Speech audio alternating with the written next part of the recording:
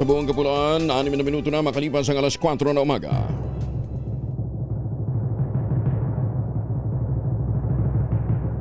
And the Golden Dove for Best Science and Technology Journalist goes to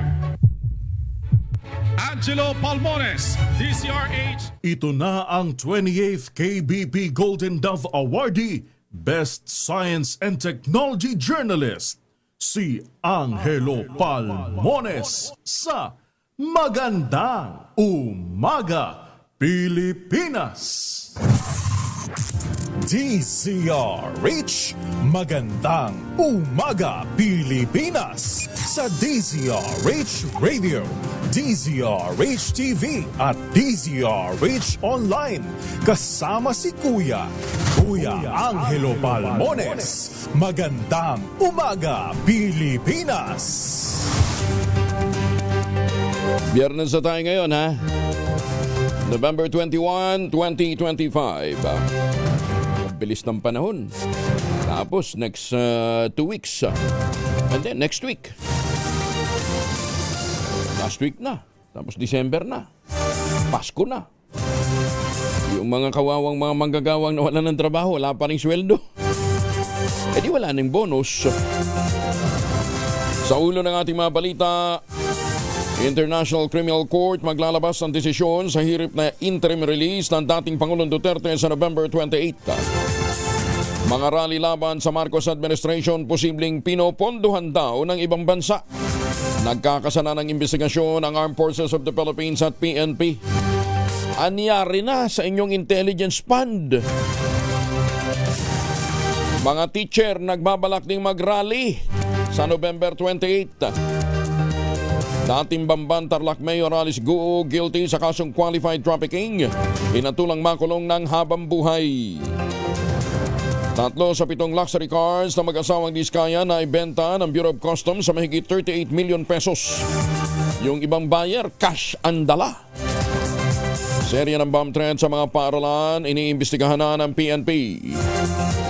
Cebu Pacific, pinangalanan bilang strongest Asian airline ng Brand Finance. Kasama natin ang buong radyo natin FM nationwide, ang ating action radio station sa Luzon, Visayas at Mindanao. 91.7 FM radio sa Cebu at 94.3 FM sa Jensan. Bagong balita, bagong impormasyon. Kasama si Kuya Angelo Palmones. Magandang Umaga, Pilipinas! Sa detalye ng mga balita, guilty sa kasong qualified human trafficking si dating Bamban Tarlac Mayor Alice Guo at 7 iba pa kaugnay ng iligal na operasyon ng Pogo. Sa hatol ng Pasig RTC Branch 167, pinatawan ng habang buhay na pagkakakulong o reklusyon perpetua. May multa pang tig 2 milyong piso si Guo at mga kapwa nito akusado bilang danyo sa mga biktima ng Pogo Hub. Sa 8 convicted, 4 ang dahil sa organizing trafficking, kasama ang dating alkalde. Nagugat ang kaso sa reklamo ng Presidential Anti-Organized Crime Commission o PAOK na nawa'y pinamumunuan ni Undersecretary Gilbert Cruz. Makaraang ma-raid ng pulisya ang scam hub kung saan 800 katao ang nasagip. Para sa ngayon, PAOK Chief at Retired General Benjamin Acorda, maituturing itong tagumpay hindi lamang ng gobyerno kundi ng mga Pilipino. That this is a victory not only for my office but sa lahat ng ahensya na nagtrabaho dito. It is something symbolic para sa bansa to. Ikinatuwa naman ni Senator Risa Ontiveros at Senator Sherwin Gatchalian ang hatol na guilty ng Pasig Regional Trial Court laban kay dating Bamban Tarlac Mayor Alice Guo sa kasong qualified human trafficking. Para kay Ontiveros, panalo ng mga Pilipino laban sa korupsyon, human trafficking, cybercrime at iba pang transnational crime ang conviction kay Alice. Ibinido naman ng senadora ang executive order na nagbabawal sa mga pogo sa bansa. Ay bunga niya ng isinagawang investigasyon ng Senate Committee on Women, Children, Family Relations and Gender Equality. Sa kabila nito, iginit ng senadora, hindi pa rito nagtatapos ang laban. We do, but it is far from over. We will continue to demand accountability from every government agency that failed in their duties, and we will continue to investigate the full extent of Chinese intelligence operations in our country. And to all others who enabled Alice Guo's criminal empire, the Philippines is not a playground for exploitation, infiltration, and espionage. Accountability is coming. Justice always finds a way. Umaasa naman si Senator Gatchalian.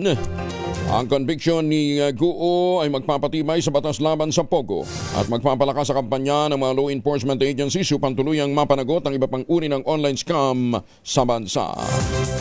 Tagumpay kong ituring ng Presidential Anti-Organized Crime Commission para sa ahensya ng gobyerno at mga Pilipino ang hatol na panghabang buhay na pagkakakulong kay Alice Guo. Ayon kaugnay ito ng kasong qualified human trafficking na kinakaharap ni Guo dahil sa illegal na operasyon ng Philippine Offshore Gaming Operators. Sa panayam ng DZRH, sinabi ni PAOK Executive Director Undersecretary Benjamin Acorda Jr., malaking bagay ang resolusyon ng kaso dahil ito ang magiging basihan o pamantayan ng iba pang kasong hawak ngayon ng PAOK. Sa awa ng Diyos, after how many years, almost 1 year na, the resolution of the case was attained, and the property amounting to more or less around 6 billion ay naibigay ito in favor of the government. So malaking bagay ito, and it may serve as a precedent to the other cases that we are now handling right now. Sana po we will get the same result sa mga kaso na hawak po namin ngayon. Paiimbestigahan ni Acting PNP Chief Lieutenant General Jose Melencio Nartates Jr. ang serye naman ng mga bomb threats sa iba't ibang paaralan sa bansa. Ayon sa ulat ng PNP, 8 paaralan sa Iloilo Province, 1 paaralan sa Digo City, Davao del Sur, ang nakatanggap ng bomb threat noong Lunes. Kasunod ito ng mga naunang bomb threats sa University of the Philippines Diliman at UP Manila noong nakarang linggo. Ayon kay Nartates, sinatasan na rin niya ang mga lokal na mga pulisya na palakasin ang presensya sa mga paaralan at iba pang matataong lugar. Patuloy na pinapaalalahanan ng PNP ang publiko na maging mapagmatyag agad na report ang anumang kahinahinalang aktibidad. Isang menor de edad ang iniugnay sa serye ng bomb threat na bumulabog sa Iloilo City at sa buong probinsya. Kinumpirma ng Iloilo City Police Office, kasalukuyang iniimbestigahan ng Women and Children's Protection Desk ang 15 anyos na estudyante mula sa Port San Pedro National High School. Ayon sa pulisya, natukoy ang estudyante matapos makita na ang kanyang mga kaklase na kinokopya niya ang mensaheng ipinapadala ng umano'y prankster na nagpakalat ng banta sa iba't ibang paaralan. Hindi rin isinasantabi ng mga investigador ang posibilidad na may iba pang kasabuat ang naturang menor de edad. Patuloy naman ang ICPO sa pagmamonitor ng sitwasyon upang matiyak na mapapanagot ang lahat ng mga sangkot. Kasadong higpitan ng Department of Transportation ang pagpapatupad ng safety protocol matapos makaranas naman ng technical glitch ang Metro Rail Transit Line 3 noong Martes. Ayon kay Acting Transportation Secretary Giovanni Lopez, mahalagang masunod ang mga safety protocols at best practices upang matiyak ang kaligtasan ng mga pasahero sa anumang sitwasyon. Ipinunto ni Lopez, mahalagang papel ng trained marshals, personal ng Philippine Coast Guard at pang security team sa paggabay sa mga pasahero sa oras ng aberya. Ayon kay Lopez, ang hakbang na ito ay alinsunod sa direktiba ng Pangulong Bongbong Marcos na tiyakin ang kaligtasan ng publiko sa lahat ng mga transport hub. Tiniyak ng Department of Health na ligtas pa rin kumain ng karning baboy ang publiko. Kasunod ito ng dumadaming kaso ng African Swine Fever nitong mga nakalipas na linggo. Paliwanag ng Department of Health, bagamat maaaring mahawa ang mga baboy sa kapwa baboy na may ASF, hindi naman ito na ililipat sa tao. Sinabi ng ahensya ang ASF ay hindi banta sa kalusugan ng tao, ngunit makabuti pa rin na lutuing mabuti ang karne upang maiwasan ang iba pang uri ng sakit. Balita, bagong impormasyon, kasama si Kuyang Angelo Palmones. Magandang umaga, Pilipinas! 15 minuto na makalipas ang alas 4 ng umaga. Oy mga mamis, pwede ho tayong mag-laundry day today, ha? Kunot to ka ba kapag makapit, marikit at malupit ang bansya? all you need is pride. Ba't papahirapan ang self kung sa pride? Easy at worry-free naman ang laundry. Sa Triple New Formula, tanggal na matitinding mancha. Based on tests sa chocolate, mud, and sabon and cotton, gawa po ito ng ACS. Naglaan naman ang Philippine Amusement and Gaming Corporation o PAGCOR ng mahigit sa 32 million pesos bilang tulong sa mga pamilyang naapektuhan ng Bagyong Tino at Super Typhoon 1 na nag-iwan ng malawakang pinsala sa iba't ibang bahagi ng bansa. Ayon kay PAGCOR Chairman at CEO Alejandro Tenco, ang nasabing halaga ay ginamit para makabili ng mahigit 31,000 relief packs na naglalaman ng mga pagkain at mga non-food essentials upang ipamahagi sa mga apektadong lalawigan. Sinabi ni Tenco na nasa 15,000 relief packs na nagkakahalaga ng 14 million pesos ang naibigay ng PAGCOR sa OCD Region 6 at 7 upang tulungan ang mga apektadong komunidad. Bukod pa dito, yung 17,000 relief packs na nagkakahalaga ng 18 million pesos, ipinadala naman sa mga apektadong residente ng Camarines Sur, Catanduanes, Aurora, Batangas, Bulacan at Negros Occidental. Tinak ni Tenco na ang PAGCOR ay laging handang tumulong, magbigay ng suporta sa ating mga kababayan sa panahon ng kalamidad. At sa showbiz muna tayo. Si Sam Versosa daw ba at saka si Rian Ramos, hiwalay na? Talaga? Natalo lang sa eleksyon, naghiwalay na. Detalye na balita mula kay Morley Alinio. Morley, good morning. Gising na ang showbiz, rampa na Pilipinas. Good morning, Kuya Angel. Nako, ang chismis. Hiwalay na nga ba raw talaga itong si Rian Ramos at si Sam Versosa? Uy, iyon ang usap-usapan. Pero, usap-usapan lang. Dahil nilinaw nga sa atin nitong si Sam Versosa na walang katotohanan iyon. Binibigyan daw ng malisya ng mga tao ang kanilang relasyon, kung kaya't huwag na lang daw pansinin pa. Sa ngayon, okay, maayos at smooth daw ang kanilang relationship ni Rian. Kaya hindi totoong hiwalay na sila.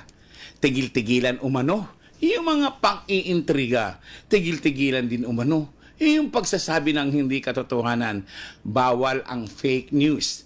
Dahil ang katotohanan, mahal ni Rian at Sam Versosa ang isa't isa. Iyan ang ating DZRH Showbiz Hottest News. Ako po ang inyong RH47, Morley Alinio para sa DZRH, una sa Pilipinas, una sa Pilipino. Maraming salamat, Morley! Magandang umaga, Pilipinas! Ay mga misi, sa mga araw si Mr. Pag-uwi galing ng trabaho, abay dali yan sa germs sa katawan nila para labanan ng amoy araw at amoy pawis, gumamit ang Shield Bath Soap regularly. Ang Shield Bath Soap po ay unbeatable sa paglaban ng germs versus another brand. May shea butter po ito, pampalambot ang kuti sa presyong abot kaya 12.50 SRP. Kaya naman, recommended ito ng Philippine Nurses Association. Kaya mga misis ay challenge you. Subukan ang Shield Bath Soap, galit sa sakit, may malasakit, sulit na sulit. Mahiwagang tunog. At habang kayo naliligo gamit ang Shield Bath Soap, hulaan ang ating mahiwagang tunog. Nagkakahalaga ngayon ng 14,000 pesos. Ayan. Basta ang item na yan ay dalawang items pong hinahanap natin ha. Ginamit na tunog Master Mabel Aribe sa pagpoproduce ng ating mahiwagang tunog. Isa po ay gawa sa papel. Yung pangalawa naman ay gawa sa metal. Ayan, ha? Nakikita ho yan sa mga parke, sa mga hotel, sa mga restaurant, sa ibang bansa, kahit sa mga airport. Yan, ha? Ang inyo po mga sagot, ipapadala po ninyo sa 0919-282-6485. Sundin ang tamang format po ng pagte-text, empty space, name / address / contact number / at ang inyong sagot. Isang beses lamang po maaaring mag-text sa ating text line gamit ang inyong mobile number. Sa mga sasagot online, kinakailangan meron po kayong sharer badge. Klaro yan, ha? Ipapadala po ninyo 0919-282-6485. 14,000. Magandang umaga, Pilipinas! Isang magsasaka na sa mga sideline sa pagbebenta ng baril. Arestado sa inilatag na entrapment operation sa Matanog, Maguindanao del Norte. Detalye na balita mula kay Jundi Makuta, Karis 19. Assalamualaikum, Brother Jun. Alaikum assalam, Kuyang Angel. Arestado ang isang 46-year-old na magsasaka matapos mapagbentahan ng baril ang mga pulis na nagkunyaring bibili na nagsagawa ng entrapment operation gamit ang budel money sa bahagi ng barangay Bayangan Norte, Matanog, Maguindanao del Norte. Sa impormasyon mula sa Matanog Police Office, matapos makumpirmang konektado umano ang naturang farmers sa mga armadong grupo na sangkot sa bentahan ng mga baril, nakipag-coordinate ng Matanog PNP sa CIDG Cotabato at isinagawa ang entrapment operation. Nang mahawakan ng suspect ang buy-bus money, agaran itong pinusasan at nagawa pang manlaban sa magitan ng pakikipagsuntukan sa mga pulis dahilan na may ilang pulis ang nagkapasa, ganun din ang suspect. Sa impormasyon naman mula kay PNP spokesman, Police Brigadier General Randolph Tuanyo, na-recover ang isang unit ng Colt M16 rifle at isang unit ng M14 rifle na binenta ng suspect. Pinapurihan naman ni Chief PNP Police Lieutenant General Jose Melencio Nartates Jr. ang mga pulis na kasama sa entrapment operation at sa tagumpay na ito sa layuning ipatupad ang batas at mabigyang proteksyon ang komunidad laban sa banta ng iligal na pagmamayari ng mga baril. Mula sa Central Mindanao, RH19, June Di Makutak, DZRH, una sa Pilipinas, una sa Pilipino. Sukran John, magandang umaga sa mga suki natin dyan po sa Maguindanao. May nga aga sa mga kuturantanan sa Negros. Maganda umaga, Pilipinas! Ay magandang umaga sa mga taga Calamba, mga taga Los Baños, sa mga suki natin dyan, sa mga taga UPLB, good morning. At syempre, Ma'am Evan lang, good morning ho sa inyo, dyan po sa Las Vegas, Nevada. At syempre sa mga suki natin sa iba't ibang panig po ng Amerika at Canada. Good morning! Bagong balita, bagong impormasyon, kasama si Kuya Angelo Palmones. Magandang umaga, Pilipinas! 22 na makalipas ang alas 4 ng umaga. Kung akala po ninyo sa Pilipinas lamang may mga political drama, talo ho kayo ng Nigeria. Sa isang parliament hearing, bigla na lamang tila nawala ng malay si Daniel Ponde, acting managing director ng Niger Delta Development Commission, habang tinatanong ng mga mababatas tungkol sa manoy maling paggamit ng pondo. Sa video na kumakalat ngayon sa social media, makikita ang biglang pagyuko habang nakaupo si Ponde. Hindi na sumasagot na sa tanong ng mga mababatas. Inakala ng mga opisyal sa pagdinig na talagang nawalan ito ng malay. Sinubukan pang gisingin o i-revive. Sa parehong video makikita ang may pumapaypay sa kanya gamit ang panyo. Ang iba naman ay nagbuhos pa ng tubig sa ulo niya habang sinisikap ma-revive. Sinubukan ding ibuka ang bibig ni Ponde pero para hindi daw ma-choke. Pero tila nasaktan ito. Matapos ang ilang sandali, muling nagkamalay si Ponde at narinig na nakikipag-usap sa mga tumulong sa kanya. Sinuspende pansamantala ng komite ang pagdinig para suriin ang kalusugan ng witness. Pero lumabas, acting lang pala yun. Sabi ho ng mga doktor, umarte lang si Ponde. Depensa naman ng NDDC, nagkasakit daw si Ponde bago ang pagdinig. Ngunit pinili pa rin niyang dumalo sa hearing. Ibuka ba naman yung bibig mo kung hindi siya nasaktan? Kala nyo sa Pilipinas lang may uso ganyang acting-acting habang may hearing tapos ng hearing pagka na-convict biglang nagkaroon ng problema sa leeg. Na-wheelchair. Maganda umaga, Pilipinas! Sino kaya ang gagawa ng ganyang papel? Sa mga susunod na pagdinig, magsasagawa ng kilos protesta ang ilang mga guro sa November 28 laban sa malawakang korupsyon sa bansa. Bahagi ng protesta ang classroom discussion tungkol sa kahalagahan ng pananagutan, hustisya at pagbabago sa sistema ng sektor ng edukasyon at gobyerno. Magsasagawa din ang ibang forma ng protesta mga grupo ng regional formation at school chapters. Punto ni Alliance of Concerned Teachers Chairperson Ruby Bernardo, bilang mga guro tungkulin nila na ma-enlighten ang mga mag-aral at depensahan ang kinabukasan ng edukasyon at ng bansa. Kasama kaya dyan ang Teachers Dignity Coalition? Kasi hindi daw sila magtuturo ng araw na yan, ibang magiging sistema. Posibleng bumaba o mag-stabilize na ang presyo ng sibuyas sa mga susunod na linggo sa pagpasok ng holiday season. Ayon kay Agriculture Spokesperson, Assistant Secretary Arnel de Mesa, makatutulong ang paparating na importasyon upang maibsan ang numinipis na supply ng onion sa mga palengke. Dahil dito posibleng bumaba ang presyo nito sa 120 pesos per kilo o nasa pagitan ng 120 hanggang 150 pesos per kilo. Kasalukuyang umaabot na ng 300 pesos per kilo ang presyo ng pulang sibuyas sa National Capital Region dahil sa limitadong supply. Kaya pala ang sinuglaw, nagmahal din. Siyempre, ang kinilaw, hindi naman masarap pagka wala akong sibuyas. Nauna nang pinahintulutan ng DA ang pag-aangkat ng 59,594 metric tons ng pulang sibuyas na maaaring dumating sa bansa bago matapos ang taon. 26 na makalipas ang alas 4 ng umaga, 2 nasawi, isa naman ang nawawala sa pagkuha ng lupa sa Kabugao, Apayao. Detalye ng balita mula kay Romy Gonzalez sa RH41 ay Bagdebig at Romy. 2 individual ang kumpirmadong nasawi samantalang nawawala naman ang isa matapos mangyari ang pagguho ng lupa sa itaas na bahagi ng Porag Creek sa barangay Baduad, Kabugao, Apayao kahapon ng umaga. Ayon sa report mula sa Kabugao Municipal Information Office, nakilala ang mga nasawi na sina Erza Paul Olsin, 24 mula sa Baguio City at alias Nestor, 27 ng Itogon, Benguet. Natagpuan ang katawan ng dalawa ganap na alas 11:37 ng umaga kahapon matapos ang sinagawang search, rescue at retrieval operations ng Kabugao Municipal Disaster Risk Reduction and Management Council, Bureau of Fire Protection, Kabugao Municipal Police Station at Mobile Force Battalion 15 ng PNP.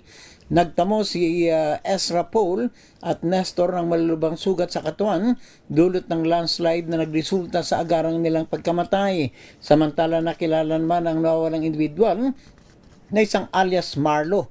Magpapatuloy ang paghahanap sa kanya kapag ligtas na ang kondisyon sapagkat lubang mapanganib pa rin ang lugar at posibleng maganap muli ang panibagong landslide. Ito si RH41 Romy Gonzalez para sa DZRH. Una sa Pilipinas, una sa Pilipino. Maraming salamat, Romy Jostegina. Maganda umaga, Pilipinas! 3 sa 7 mamahaling sasakyan ng mag-asawang Curly at Sara Diskaya na nasangkot sa kontrobersiya sa flood control projects ang naibenta na sa isinagawang public auction ng Bureau of Customs nitong Webes. Umabot ng 38.21 million pesos ang naliko mula sa Mercedes-Benz G500 Brabus, Mercedes-Benz G63 AMG at yung Lincoln Navigator. Yung Rolls-Royce hindi pa nabebenta yata, Ayon sa Bureau of Customs, ang kabuang kita ay ilalagay sa National Treasury bilang bahagi ng kampanya laban sa korupsyon. Nauna rito, sinabi ni Customs Commissioner Ariel Nepomuceno na kasama sa mga sasakyan ay Rolls-Royce Cullinan at Bentley Bentayga, pero hindi ito naibenta dahil walang bidder. Bakit nawawala yung payong? Inaasahang bababa naman ang floor price para sa susunod na auction. Sinabi pa ni Nepomuceno, sinisigurong lehitimo ang mga bidder at hindi konektado sa mga smuggled vehicle. Para kay kay Commissioner Nepomuceno, mas mahalaga ang mensahe na kung may ginawang mali, dapat managot. Uning inihayag ng Pangulong Bongbong Marcos na anuman ang kikitain sa pagsubasta ng nasabing mga luxury vehicle ng mga Diskaya ay ilalagak sa pondo ng bayan para sa mas kapakinabangan ng nakararaming Pilipino. Mapupunta sa kaban ng bayan ang lahat ng kikitain sa isinubastang 7 luxury vehicles ng mag-asawang Sara at Curly Diskaya. Tiniyak nito ni Palace Press Officer Claire Castro matapos na umarangkada ang pagsusubasta ng Bureau of Customs ng mga naturang mamahaling sasakyan. Alinsunod ito sa direktiba ng Pangulong Bongbong Marcos na maibalik ang pera sa taong bayan, lalong-lalo na sa mga maanumalyang flood control project. Sa pagtaya ng Bureau of Customs, sa abot ng 103 million pesos ang kikitain sa auction. Sa ngayon, 3 pa lamang sa mga 7 luxury vehicles ang nabili kung saan nakakolekta nga ang pamahalaan ng mahigit sa 38 million pesos. Ang proceeds po nito ay mapupunta sa forfeiture fund pero hindi po ito gagamitin ng diretsyo ng DOC. Ito po ay ililimit po sa National Treasury. So, gagamitin po ito para sa taong bayan. Ayan, mapupunta yan sa kaban ng bayan. Maganda umaga, Pilipinas! Sa iba pang mga balita, hawak na ng Land Transportation Office ang 7 namang luxury cars na nakumpiska ng PNP Highway Patrol Group sa isang gasolinahan sa kahabaan ng North Luzon Expressway sa bahagi ng Marilao, Bulacan. Sa panayam ng DZRH at radyo natin, sinabi ni PNP HPG spokesperson Lieutenant Nadame Malang, isang concerned citizen ang nagtimbre sa kanila nang hindi pangkaraniwang na pagtambay ng mga naturang sasakyan sa naturang gasolinahan na aabot ng 30 minutes hanggang 1 oras ng bandang alas 10 ng gabi. Dahil dito napasugod ang LTO at ang PNP Highway Patrol Group sa gasolinahan, doon natuklasan walang ORCR. Ang mga luxury cars, ang inalaman ay pag-aari ng mga negosyante at vlogger. Kabilang sa 7 luxury cars ay isang Ferrari, 2 Nissan GTR, isang Toyota Supra, meron pang isang Maserati, merong Land Cruiser, may BMW, gumagamit ng improvise at hindi rehistradong plaka. Agad din po na nag-validate ang PNP-HPG kasi sa gayong oras po, no, around 10 p.m. ay hindi po yun very unusual ho na magkaroon ho ng mga ganong pagtatambay ng mga sasakyan. And the PNP-HPG, no, ay nagkaroon din ng validation and through series ng reporting nga din doon na napag-alaman na ito po palang mga sasakyan na ito ay mga hindi po rehistrado. At during our confrontation with the said drivers, napag-alaman din po natin na ilan po sa kanila ay wala pong dalang mga ORCR. Kaugnay nito, iniimbestigahan na rin ng PNP HPG kung may kaugnayan ang 7 luxury cars sa mga diskaya. Hindi mo maintindihan, ano ba yun? Binibenta doon or kasi wala naman nakalagay na for sale. O baka naman dinidisplay lang. Pero yung mga driver parang nautusan lang din. Nasa 133.6 million pesos na laga ng hinihinalang cocaine ang na-recover naman ng mga otoridad sa baybayin sa bayan ng Linapakan, Palawan. Sa ulat ng PNP, agad na responde ang mga tauhan ng Linapakan Municipal Station matapos magbigay ng impormasyon ng isang residente sa natagpuan na mga pakete na hinihinalang naglalaman ng illegal drugs. Ito'y nakita sa sitio Kalilenday, Barangay Maruyog-Ruyog. Pagdating ng mga pulis, na-discover nilang nakabalot sa black tape. May markang stone ang mga kahon. Naglalaman ng higit 25,000 grams ng cocaine. Na-turnover na may ebidensya sa Palawan Provincial Forensic Unit na tinaasahang ililipat ito sa PIDEA Palawan para sa karampatang disposisyon. Tricycle driver arestado sa bypass operation sa Rosales, Pangasinan. Nakuha din ng 30,000 pesos na laga ng shabu. Detalye ng balita mula kay Freddy Pajardo, Aris 38. Masantos siya kabasan ni Chekamin sa ating mga kababayan dyan sa Pangasinan, Freddy. Masantos siya kabusan, Kuyang Angel. Nasa kustodiya ngayon ng Rosales Police Station ng suspect na isang tricycle driver, 42 anyos may asawa at residente ng barangay Casaniculasan, Rosales matapos mahuli sa anti-drug by bust operation. Batay sa ulat ni Rosales OIC Chief of Police Major Noel Kabakungan, nagsagawa ng operasyon ang kanyang mga tauhan sa drug enforcement team matapos silang makipag-ugnayan sa PIDEA Region 1 at isa ang nagpanggap na buyer gamit ang marked money. Nakabili sa suspect ng 4 na prosecution na naglalaman ng hinihinalang shabu na tumitimbang ng 4.54 grams at may street drug price na 30,872 pesos kapalit ng marked money. Kaya agad siyang inaresto at nasamsam sa suspect ang ginamit ng marked money. Naharap sa kaso ng paglabag sa Article 2, Section 5 and 11 ng Republic Act 9165, Comprehensive Dangerous Drug Act of 2002 ang suspect.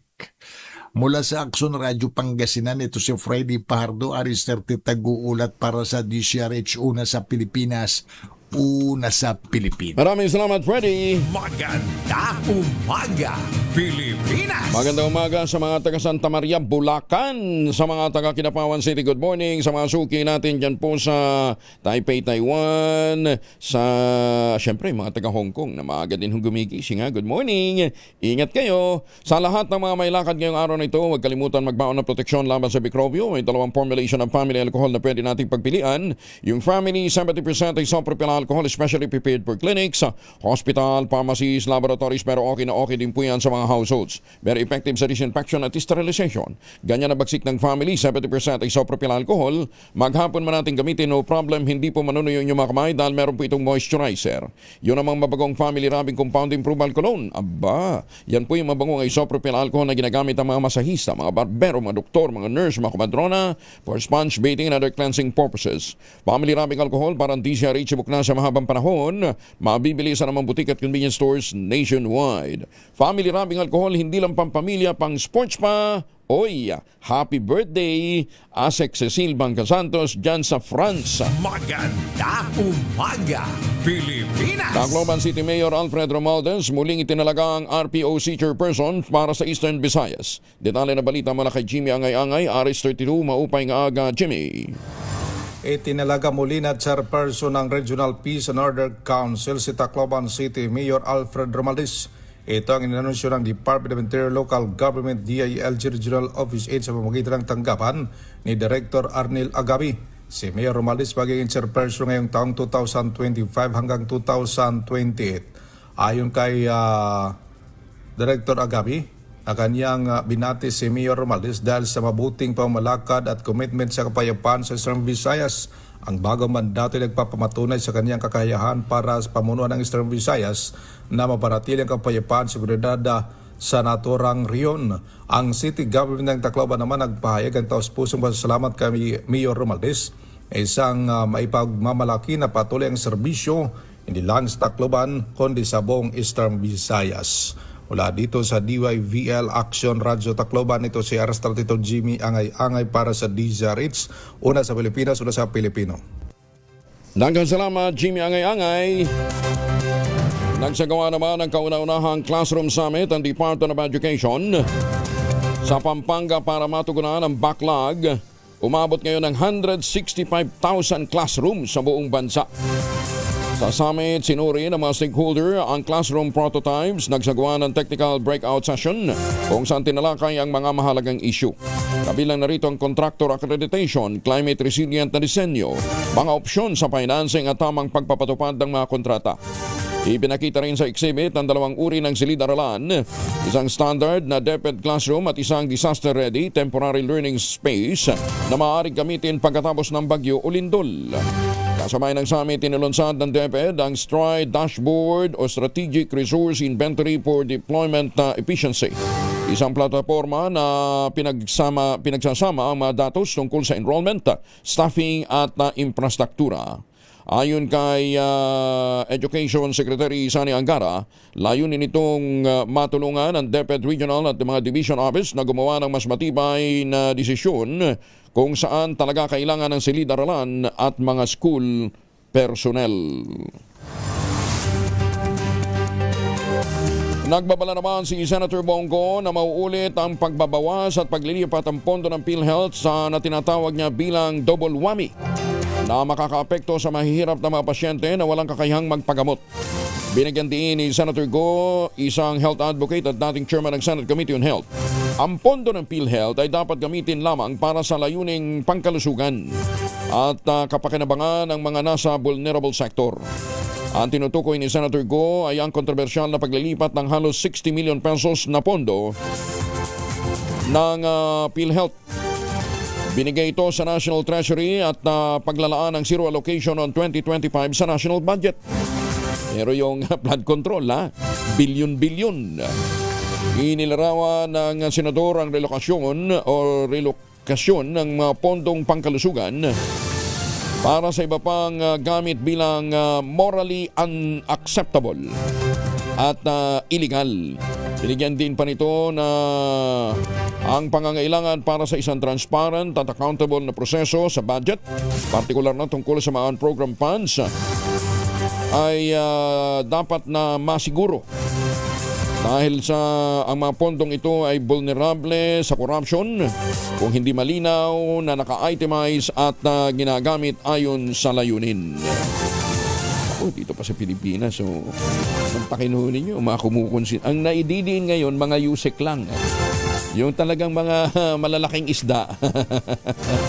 Mukhang makakalusot pa. Alas 4:40 ang oras sa buong kapuluan. Ay, happy birthday kay Francis Cuaco, ha? Kaya lang nawala si Francis dito, biglang nag-birthday leave. At saka si Ma'am Eloy Baltasar mula sa office ni Chairman Freddy. Maganda umaga, Pilipinas! Tricycle na binangga ng truck, 2 sugatan, driver ng truck tumakas sa Dinalupihan, Bataan. Detalye na balita mula kay Danny Kumilang, RH37. Danny, good morning. Isang insidente ng hit and run ang naiulat sa Barangay Tukop, Dinalupihan, Bataan, kung saan nasangkot ang isang Honda TMX 155 na tricycle na minamaneho ito ng edad na 17 anyos na may backride na kapwa 17 anyos. Binangga sila ng isang Isuzu NHP Flexi truck na kasalukuyang pinaghahanap matapos tumakas sa pinangyarihan ng aksidente. Batay sa inisyal na investigasyon, binangga ng truck ang likurang bahagi ng tricycle matapos itong pumasok sa linya ng tricycle. Nangyari ang insidente habang patungong Dinalupihan ang tricycle at kabaligtaran direksyon naman ang tinatahak ng truck. Nasugatan ang backride ng tricycle sa kaliwang tuhod, ganun din ang driver nito. Agad sila dinala ng Bureau of Fire Protection at MDRRMO sa Dinalupihan District Hospital na rumisponde sa lugar. Samantalang iniwan ng suspect ang truck at mabilis na tumakas na ngayon ang driver ay inalarma na ng PNP Dinalupihan. Danny Kubilang, RH37, DCRH, una sa Pilipinas, una sa Pilipino. Maraming salamat, Danny. May pahabak kay kayungan sa ating masuki naman dyan sa Pampanga. Alas 4:42, baka pabalik ho kayo ng Pilipinas sa mga seafarers natin, sa mga OFW, sa mga balikbayan. Huwag nang magpasalubong ng imported na tsokolate. Meron ho tayong locally produced chocolate na world class din ang dating. Sa tulong po ni Dr. Helen Tan, yung po mga planting material ng kakao galing Davao, hinakot po yan, itinanim sa ilalim po ng mga nyugan, kaya ngayon nagpuproduce na ho sila ng dekalidad na cacao beans, pinaprocess para maging tangerine chocolate. Available yan sa 0919-095-5935. At may mahigit 10 variants sa tangerine chocolate. Ang mga raw material niyan galing din po sa ani ng mga magsasaka. I-check po ninyo sa tangerinechocolate.ph. Doon sa mga nasa abroad po, pwede na rin ho kayo daw magpa-reserve via tangerinechocolate.ph. At sabi nga po ni Dr. Helen Tan, sino bang magmamalasakit sa Pilipino kundi ang kapwa Pilipino? Yan, sa bawat tangkilik natin ng tangerine chocolate, pinalalakas natin ang loob ng ating mga magsasaka, pinalalakas natin ang ating lokal na ekonomiya. Tangerine chocolate, 100% gawang lokal, but taste and looks global. Tinulungan ito ng DTI at ng DOST. Maganda umaga, Pilipinas! 2 lalaki na may personal na alitan sa bayan ng Pambuhan, Northern Samar, parehong sagatan matapos magtagaan. Sus, may Ginoo, sana nagkurutan na lang. Detalye na balita mula kay Jane Galit Bantayan, RH34. Jane. Parehong sugatan ang 2 magkagalit ng Barangay 4, Poblasyon Pambuhan, Northern Samar matapos na humantong sa pananaga ang kanilang personal na away. Ayon sa report ng Pambuhan Police, unang umatake ng taga ang kinilalang si Ulysses, 50 anyos, tricycle driver doon sa kanyang kagalit na nakilala sa pangalan na si Ronel, 51 anyos, isa namang habal-habal driver. Sa pag-iimbestiga ng mga pulis, sinugod ni Ulysses habang may dalang itak doon sa parking area ng habal-habal drivers ang kaalitan na si Ronel. Nilapitan niya ito at bigla niyang tinaga. Ngunit nakailag itong habal-habal driver na si Ronel at naagaw ang itak kay Ulysses. Nang maagaw ang itak, agad niyang tinaga si Ulysses sa ulo. Nagtamo rin ang sugat sa kaliwang daliri si Ronel, nag-agawin niyang itak doon kay Ulysses. Ang 2 magkagalit parehong dinala sa RHU Pambuhan upang isailalim sa isang gamutan. Samantala, unang umatake na si Ulysses ay dinala sa pulisya ng Pambuhan kasama ang itak na ginamit sa pananaga. Mula sa Aksyon Radyo Katarman, RH34 Jane Galit Bantayan ng DZRH, una sa Pilipinas, una sa Pilipino. Daghang salamat, Jane Galit Bantayan. Samantala, bakit ang dami daw dyan sa bayan ng Balagtas, Bulacan? Ang daming mga sasakyang bumibiyahe. Ang mga kolorom, ha? wala pang lisensya ang mga driver. Ha? Magandang umaga po sa mga suki natin dyan sa Belgium, gayon din sa Canada. Maganda umaga, Pilipinas! Mga pulis na nagsisilbing motorcycle escort ng mga VIP dapat isa lang sa regular na seminar upang hindi maging bastos sa kalsada. Yan po ang ibabalita ni Raymond Edpan sa RH28. Raymond, good morning. Marami sa mga pulis na nagsisilbing motorcycle escort o hagad na mga VIP ang bastos sa mga lansangan.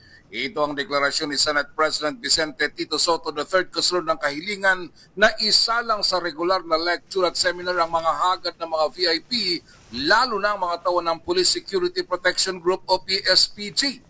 Sa Senate Plenary Budget Deliberation ng DILG, sinabi ni Soto dapat ay maturuan ng mga ito ng proper decorum sa kalsada. Ibinahagi ng Pangulo ng Senado na pati siya ay nagiging biktima ng mga ito.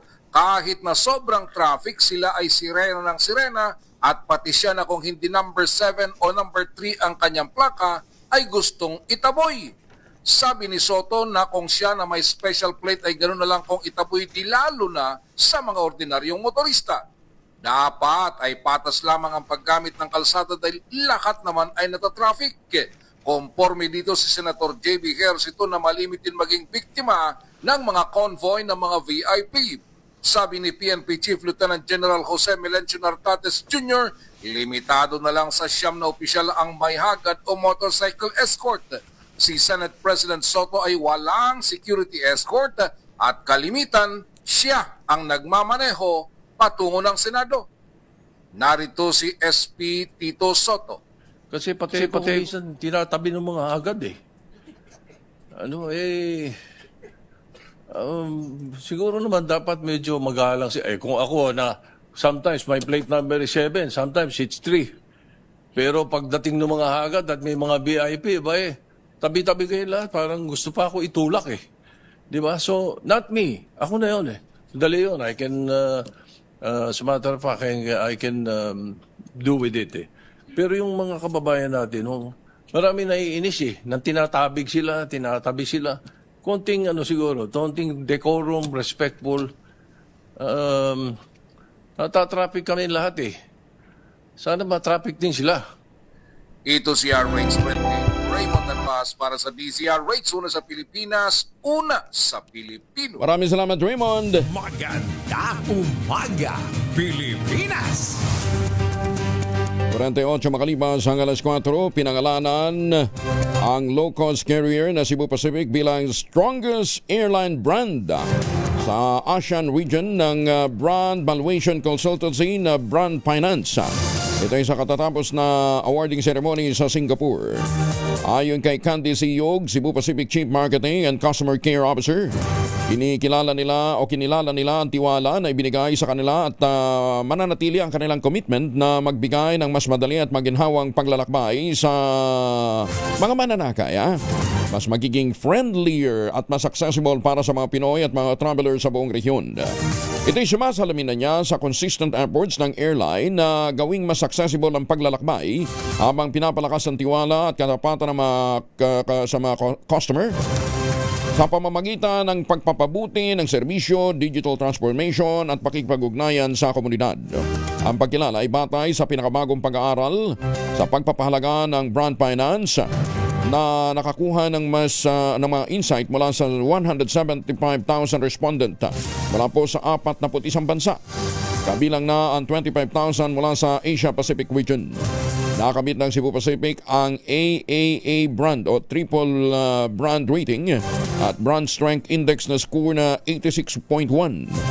Ang airline ay nakapagpalipad ng mahigit 250,000 ng mga pasahero mula nang ito'y mabuo noong March 1996. Kasalukuyan nagsisilbi ang Cebu Pacific sa 37 domestic at 26 international destinations. Congratulations, Cebu Pacific! 49 na makalipas ang alas 4 ng umaga, oras na para tayo po naman ay mag-ultabayo. Ano ba itong ultabayo? Ang ultabayo po ay postbiotic with Lactococcus lactis strain plasma. Galing po ito sa Japan. Dumaan po ito sa mahabang clinical trial. Hindi po testimonial, hindi kwentong kutsero, kundi human clinical trial. Mahalaga po na ang food supplement o gamot na ginagamit natin ay dumaan sa mahabang clinical trial. Ang bawat kapsula ng ultabayo ay nagtataglay ng 50 billion cells ng Lactococcus lactis strain plasma, kaya't napaka-potent po nito na pagpasok po sa ating katawan. Ina-activate nga po yung PDC, yung plasmacytoid dendritic cell. Yan po yung tinatawag na commander ng ating immune system, responsable sa pagtutumbumoy ng mga toksin sa ating katawan habang tayo po ay natutulog. Ilan lamang yan sa mga benepisyo po ng ultabayo, kaya't sabi nga ho ng mga dalubhasa, mga 1 oras bago matulog, 2 kapsula. Mas mai-enjoy ho ninyo ang mga benepisyo ng ultabayo. Ang ultabayo po ay rehistrado sa Food and Drug Administration, halal certified. Available po ito sa Mercury Drug, Southstar Drug, HB1 Plus Pharmacy, John's Pharmacy, Amesco Drug at Curamed. Kung may mga concerns pa ho kayo, may mga medical experts who tayong pwede nyo tanungin, mag-text lamang sa 0931-033-2871. At eto pang magandang balita pa rin, kapag bumili ka ng isang box ng Ultabayo Postbiotic, yung 30 capsules sa alinmang Mercury Drug Store sa buong bansa, makakakuha ka ng libreng 100 pesos Mercury Drug gift certificate. Promo runs from August 1, 2025 to July 31, 2026 per DOH, FDA, CFRR permit number 0981-0/2025. Mahalagang paalala ang Ultabayo, hindi gamot at hindi dapat gamiting panggamot sa anumang uri ng sakit. Balita, bagong impormasyon, kasama si Kuyang Angelo Palmones. Magandang umaga, Pilipinas! 51 makalipas ang alas 4 ng umaga, nagwagi sa South Korea 2025 Space Out Competition ang isang 36 anyos na si Byung-Ging Park sa pamamagitan ng kanyang hindi paggalaw sa loob ng 70 minuto o 1 oras sa 1.5 oras. Ba? May competition yung mga walang ginagawa. Oo. Matutuwa nito yung mga congressman na nagbubutas bangko lang sa kongreso. Mantakin nyo, 1.5 oras na nakaupo lang, walang ginagawa. Nanalo. Oh, dapat pala may ganitong contest din dyan sa kongreso, no ha? Ang dami kaya dyan, butas bangko lang. yung bang ni walang pinapile na bill, kung meron mang local bills, di ba? Pero sumusweldo. Oo, may commission pa sa mga may share pa sa mga flood control, ha? Ayan, ha? Pero 1.5 oras kang walang ginagawa, hirap yata ha? Anyway, ang Space Out Competition ay tinatag ng artistang si Whoop Xiang noong pang 2014 bilang public art na tumutuligsa sa kultura ng burnout. Ayun. Isinagawa ang taon ng kompetisyon sa Hans River ng Seoul, kung saan ang mga kalahok ay may suot na heart rate monitor upang masukat ang kanilang technical score mula sa pagiging kalmado, habang ang mga manunood naman ay bumoboto para sa artistic score. Ayan, ha? Siyempre, i-rate nila kung ano yung itsura nito, habang walang ginagawa sa loob ng 1.5 oras. Pero wala yan. Kung dito sa Congress, 365 walang ginagawa eh. Ang laki pa ng kinikita. Ayan, ginagawa niya, namimili ng boto pagka panahon ng eleksyon. Ayon kay Park, ang lihim ng kanyang tagumpay ay ang pagmumuni-muni at pagtanggap sa katahimikan, bagay na ayon sa mga eksperto ay may mas malalim na epekto sa utak at emosyon kaysa sa simpleng pahinga. Ganun pala yun. Isa kasi sa mga pag-aaral noong 2014 ng University of Virginia ang nagpapakita na maraming taong nakakaramdam ng takot o hindi komportable kapag pinapaupong mag-isa sa loob ng ilang minuto para mag-isip.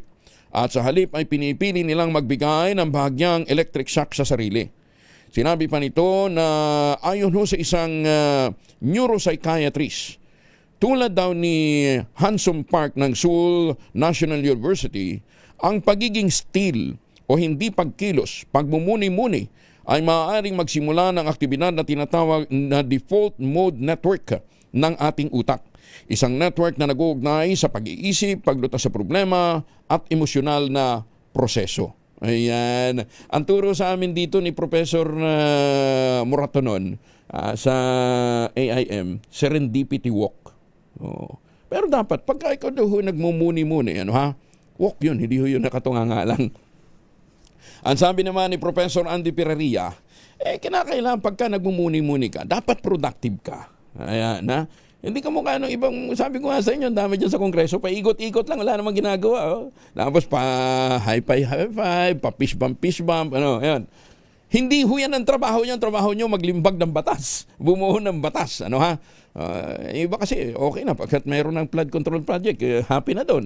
Na-recover na yung kanilang investment. Ayan, Kaya kapag tahimik at nakarelax daw po ang katawan, maaaring bumaba ang antas ng stress hormone at unti-unting humuhupa ang pagkamahala o depresyon sa mas matagal na panahon. Ayun. At least doon sa kanila, competition. Art yun. Yung pagtenga mo lang nang walang ginagawa.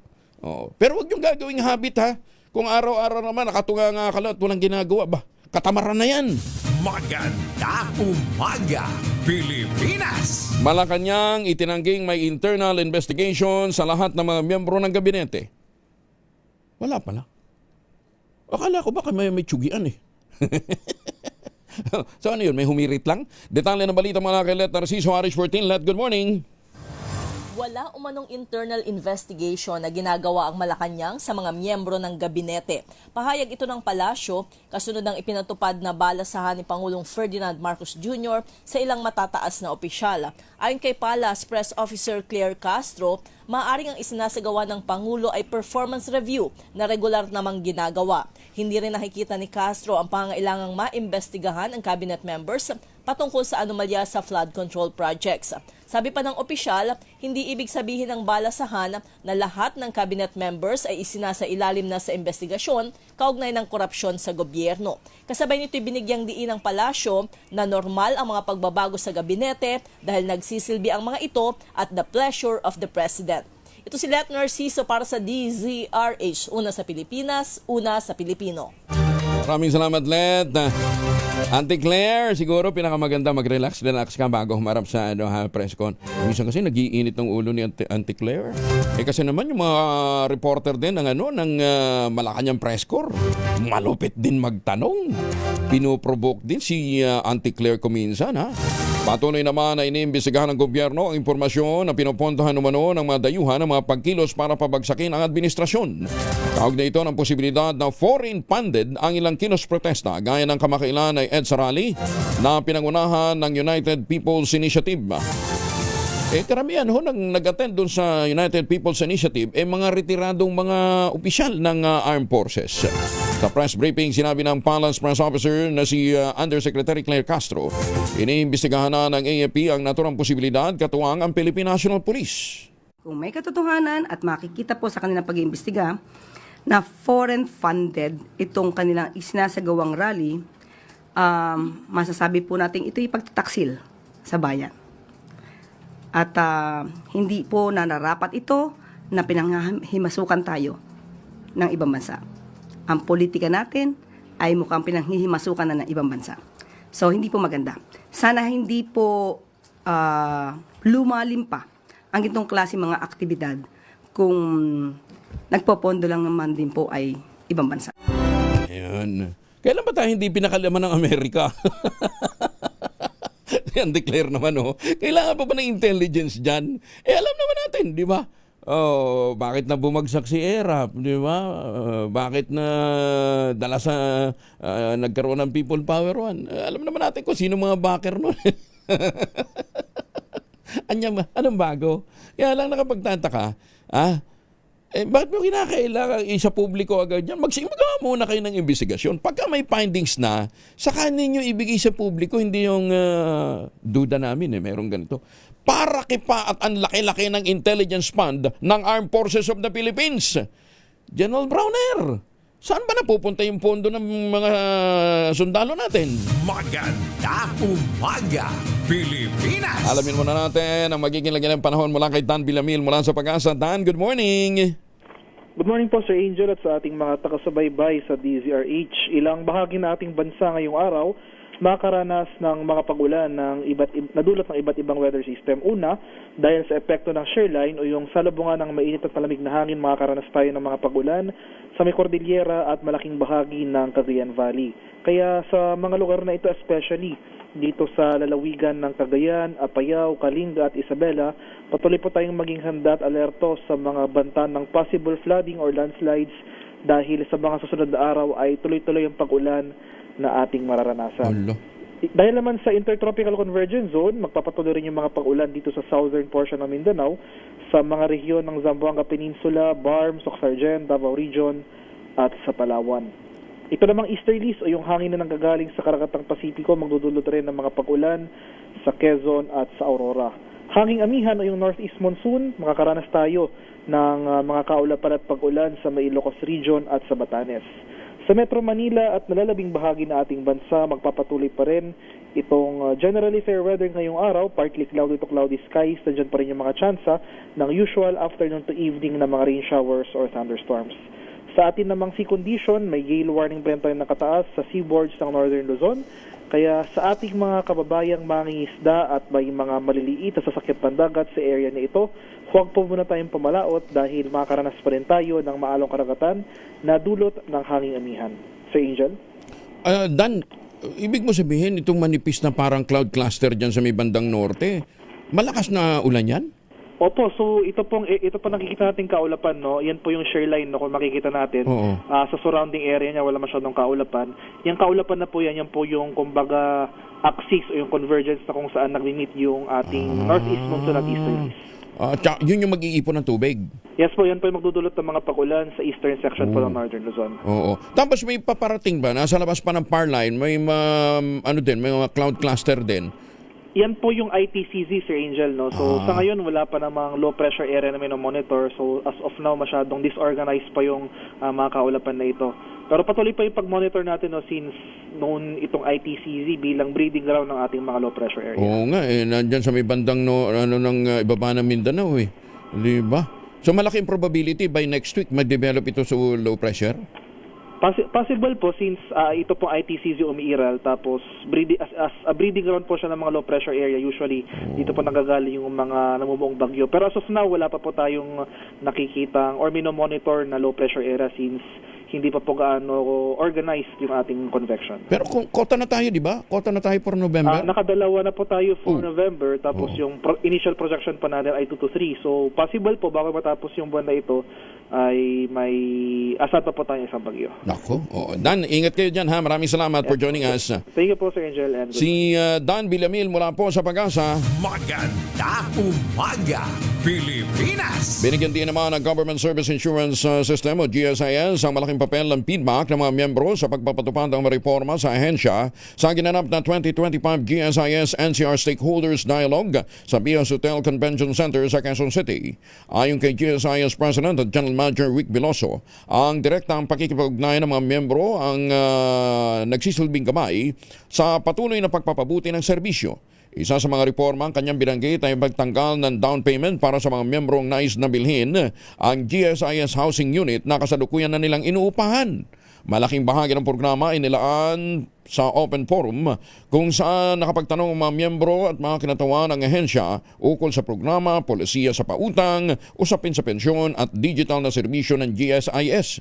Direktang sinagot ng mga opisyal ng GSIS ang mga issue na binanggit ng mga sa naturang dialogo at nakapagbigay daan sa ahensya upang makakuha ng pananaw tungkol sa mga pangangailangan at hamon ng mga stakeholder. Ayon kay Veloso, patuloy na magsasagawa ang GSIS sa mga dialogue sa iba't ibang rehiyon upang mas mapatatag pa ang transparency at accountability. Sa ilang saglit makakasama natin si Chairman George Garcia ng COMELEC at si Attorney Ran Mendoza. Sandali lang. Bagong balita, bagong impormasyon. Kasama si Kuya Angelo Palmones. Magandang umaga, Pilipinas! This time check is brought to you by ACS Manufacturing Corporation, ISO certified, maker of world-class quality Pride detergent. EO Executive Optical for expert eye care. Come to EO Executive Optical. EO Executive Optical. Love your eyes. Champion detergent para less time sa labada, more time sa pamilya. RH number 1. Sa panahon ngayon, kau ba'y sigurado? Kau ba'y protektado? Ang pamilya ay i-shield mo. Laban sa bakterya, i-shield mo. Laban ng pati virus, i-shield mo. Shield Bath Soap. Patay ang 99.9% of bacteria and virus tested. Bilib ang mga eksperto sa Philippine Nurses Association. Sa sakit protektado, i-shield mo. Pamilya protektado, i-shield mo. Shield Bath Soap, manufactured by ACS Manufacturing Corporation. ISO certified, world-class quality. ACS. Kauna-unahan sa Pilipinas. Manila Broadcasting Company. DZRH, a proud member of MBC Media Group. 5 minuto na makalipas ang alas 5 ng umaga. Sa mga nagbe-vape pa, makinig kayo mamaya ha. Dami palang sakit na dala ho ng vaping ha. Kala nyo ha. Bagong balita, bagong impormasyon. Kasama si Kuyang Angelo Palmones. Magandang umaga, Pilipinas! Idamay na natin yung mga nagyoyosi dyan ha. Makinig kayo ha. At mamaya malalaman natin ano ba yung mga sakit na dala ho ng pagyoyosi. May mga may kwento natin yan. Pag-usapan natin yan. Aabot naman ng 27 kontraktor ng gobyerno inaasahang magsusumite ng kanilang paliwanag kaugnay ng umano'y illegal na pagdodonate ng pondo sa mga kandidato ng 2022 elections. Sinabi ni Comelec Chairperson George Garcia, bahagi ito ng due process hinggil sa nasabing aligasyon. Nakatakda ring padalhan ng show cause order ang mga kandidato na nakatanggap ng nasabing campaign donation. Kabilang dito ang 6 na senatorial candidate, 5 party list group, 4 na kongresista, 3 gubernatorial candidate, 2 vice governor at 1 councilor. Pero at least sila, dineclare nila na meron silang donasyon na ganun. Mga sa mga kontraktor. Yung iba hindi yata nagdeklara. Kasama na natin si Chairman George Garcia ng Comelec. Chairman, good morning. Magandang umaga po sa Angel, sa mga kababayan po natin, magandang umaga po sa inyong lahat. Baka sa susunod, hindi na ho sila mag-declare na natatanggap nilang kontribusyon kasi sasabit sila, Chairman. Alam niyo po sa Angel, maliwanag ang provision ng August Election Code, ang po ay 199 na kung saan pinamandato talaga na ito po isang mandatory requirement, lahat ng ating po pinanggap, lahat ng ating ginastos, ay kinakailangan ideklara sa statement of contributions and expenditure. Sapagkat kung ang meron po tayo hindi ilalagay ng mga kandidato, partido political o party list, ay baliwala po lahat yung source. Sapagkat ang magiging dahilan po ng lahat ng kandidato ay hindi nila sila maglalagay dahil sa ayaw ng kontraktor o kaya naman dahil sa ayaw lang nilang ilagay yung mga pangalan na yan doon sa kanilang sa mismo statement of contributions and expenditures. Oo, kaya pala yung iba nakakapagpatayo pagkatapos ng eleksyon, natalo na, nakapagpatayo pa ng mansyon. Pagka po ganun, Sir Angel, maliwanag po yan po ay dapat dinideklara din yung tinatawag na sobra sa kanilang tinanggap sapagkat yan po ay, Sir Angel, income ng mismong kandidato o partido political o party list. Nangangahulugan po kung yun ay income sa ating pong National Internal Revenue Code, yung batas natin sa pagbubuhis, kinakailangan pong bubuhisan yan, babayaran sa BIR. Bubuhisan nung nakatanggap, yung nakatanggap? Nung nakatanggap po. In fact, meron po tayong isang kandidato dati na ngayon ay incumbent mayor dito sa Metro Manila na kung saan may sumobrang 50 milyon piso sa kanya pong natanggap na donasyon. At kaya siya po yung nagbayad sa BIR, pinakita pa nga po niya ang resibo ng kanyang pagbabayad. Si Yorme Isko. Tama po kayo, Angel. Sa po mismo, iniharap niya yung dokumento niya, nilatag niya upang patunayan kasi po pumasok yan na income eh. Alam niyo po kasi sa ating batas na para sa pagbubuhis, ang kahit na anong pumasok sa atin na pera o in kind or cash, ayan po ay considered as income. Paano nga pala yun, Chairman? Kung hindi dineklara na may ganitong kontribusyon, kasi nga ayaw nung donor, wala namang resibo siguro, hindi niya i-reflect sa kanyang income tax na meron siyang donation, how will we know na merong ganong kinita ang isang kumandinato? Ganito po, Sir Angel, ito po without reference to any candidate. Baka po kasi magkaroon na kagad ng idea mga kababayan natin na nagre-result tayo sa isang kandidato. Hindi pa po yun. Ang talaga po nagiging problema ng COMELEC, siyempre ang basihan lang po namin ay yung SOSE, Sir Angel. Ibig sabihin, sa SOSE, wala naman po ibang dokumento na ka-attach doon, maliban doon sa mismong statement na may contribution o kaya naman yung affidavit na nagbigay ng contribution yung isang tao o isang organisasyon o isang korporasyon. Kung kaya nga lamang, yun po ang kadahilanan kung bakit importante na may nagpa-file sa amin ng kaso. Dahil pag may nag-file sa amin ng kaso, halimbawa si Angel, ikaw ay isang contributor, nakita mo yung source ng isang kandidato na wala ang pangalan mo doon. So, ang ikaw mismo, pwede ka mag-file sa COMELEC ng reklamo na hindi nilagay ang pangalan mo. O kaya naman ang nilagay sa yung amount ay napakaliit kumpara doon sa talagang naibigay mo. O kaya naman nagbigay ka pero ang ginawa ng kandidato, sobrang nilakihan naman yung reflect na amount na hindi naman yun talaga ang naibigay mo. So, kailangan namin ng ibang dokumento. Ngayon po, may mga pagkakataon ngayon recently na nagkaroon kami ng ibang ebidensya o dokumento na pwedeng gawing basihan katulad po ng SALN ng mga nanalo ayan po yung SALN natin ay naging basihan upang ikumpara. Ito yung SALN na diniklara, tapos ito yung SOSE na na-submit sa COMELEC. So bakit hindi magkaiba?